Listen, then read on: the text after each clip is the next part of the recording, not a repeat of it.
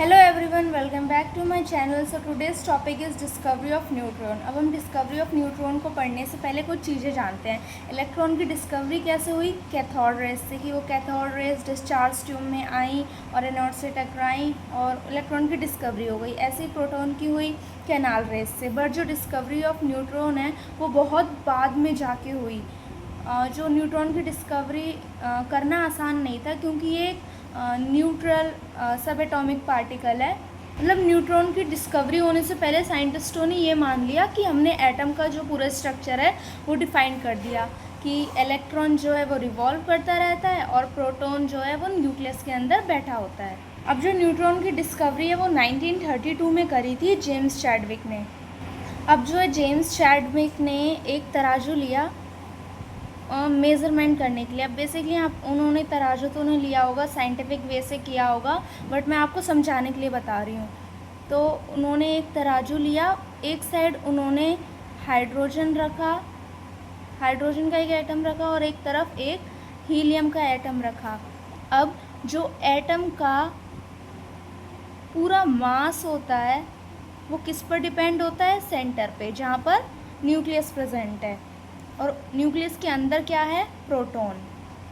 अब हम कह सकते हैं जो एटम का पूरा मास है वो प्रोटॉन के बराबर होगा, यानी कि Z is equal to P होगा।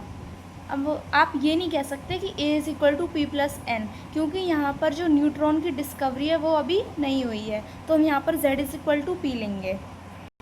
अब जो हीलियम का एटॉमिक नंबर होता है वो कितना होता है? 2, और जो हाइड्रोजन का एटॉमिक नंबर होता है वो होता है 1। अब हम कह सकते हैं कि जो एटॉमिक नंबर है वो प्रोटॉन के इक्वल है, तो हीलियम में 2 प्रोटॉन हुए और हाइड्रोजन में भी 1 प्रोटॉन हुआ। अब हीलियम की यहाँ पे Z की वैल्यू कितनी है? 2, और यहाँ पे Z की वैल्यू 1 है। अब जो हीलियम का मास होता है वो होता है 4 AMU, यानी कि 4 गुना भारी। तो उन्होंने ऑब्ज़र्व किया कि जो हाइड्रोजन है वो हीलियम से 4 गुना भारी आ रहा है, तो इन्हें इक्वल करने के लिए उन्होंने यहाँ पे 2 हाइड्रोजन और रखे। अब जाके उन दोनों का जो मास है वो इक्वल हुआ। यानी जेम्स चैडविक ये कहना चाहते हैं कि हाइड्रोजन हीलियम से 4 गुना भारी है, बट इसमें प्रोटॉन तो डबल थे, तो हाइड्रोजन 4 टाइम्स कैसे भारी हो गया? और यहाँ से एक चीज़ निकल के आई। अब उसके बाद सारे एलिमेंट्स को नापा गया। मैं तो आपको समझाने के लिए तराजू का मतलब एग्जांपल ले रही हूँ, बट जेम्स चैडविक ने साइंटिफिक तरह से मेज़र किया। तो जब उन्होंने सारे एलिमेंट को नापा तो उनका जो हम एक्सेप्ट कर रहे थे कि जो उनका मास है वो प्रोटॉन के बराबर आना चाहिए, पर उनका जो मास है वो 2 गुना और भारी आ रहा है। हम सोच रहे हैं मास होगा 1, मास आ रहा है 2, यानी कि 2 गुना भारी आ रहा है। हम सोच रहे हैं सोडियम का मास होगा 11, क्योंकि उसका जो मास नंबर है वो 11 होता है, बट उसका जो मास है वो 2 गुना भारी आ रहा है 22। हम सोच रहे हैं मैग्नीशियम का मास आएगा 12, क्योंकि उसका एटॉमिक नंबर होता है 12, बट उसका जो मास है वो डबल आ रहा है। मतलब एटम के सेंटर में प्रोटॉन के साथ और कुछ भी प्रेजेंट है। कोई ऐसी चीज़ है जो प्रोटॉन की तरह ही है, बट प्रोटॉन से भारी है। और यहाँ से डिस्कवरी हुई न्यूट्रॉन की। और किसने करी न्यूट्रॉन की डिस्कवरी? जेम्स चैडविक ने 1932 में। अब उन्होंने आगे भी फर्दर एक्सपेरिमेंट किए। उन्होंने जो है यहाँ पर एक शीट ली। अब वो शीट किसी की भी हो सकती है, लिथियम की हो सकती है, बेरिलियम की हो सकती है और बोरोन की। और यहाँ पे उन्होंने एक अल्फा पार्टिकल एमिटर लगाया, और जब यहाँ से रेज पास हुई तो उसमें से जो है कुछ सब्सटेंस बाहर निकले, यानी कि कुछ बाहर निकला। और यहाँ पर उन्होंने लगाई थी पैराफिन वैक्स।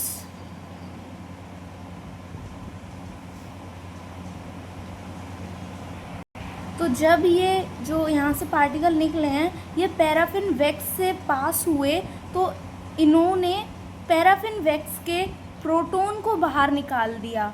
यहाँ से जो है प्रोटॉन ऑफ वैक्स बाहर निकले, यानी कि यहाँ से अल्फा पार्टिकल की रेज गई और लिथियम वाली जो शीट ली थी उसमें से कुछ सब्सटेंस बाहर निकले, कुछ पार्टिकल, और उन पार्टिकल ने पैराफिन वैक्स के प्रोटॉन को बाहर निकाल दिया। यानी कि यहाँ पर कुछ इसके अंदर कुछ ऐसा प्रेजेंट था जो प्रोटॉन से भी भारी है। तो इससे क्या कंक्लूज़न निकला, जो ये पार्टिकल हैं वो बहुत ज़्यादा हैवी हैं, या तो वो प्रोटॉन के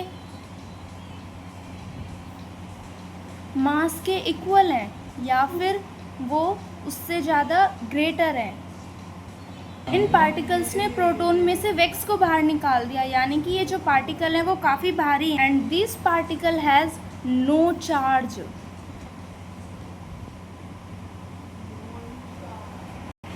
जिसे नाम दिया गया न्यूट्रॉन। तो न्यूट्रॉन की डिस्कवरी इस तरीके से हुई। So this was the whole video about discovery of neutron. अगर आपको वीडियो अच्छी लगे तो लाइक, सब्सक्राइब एंड शेयर।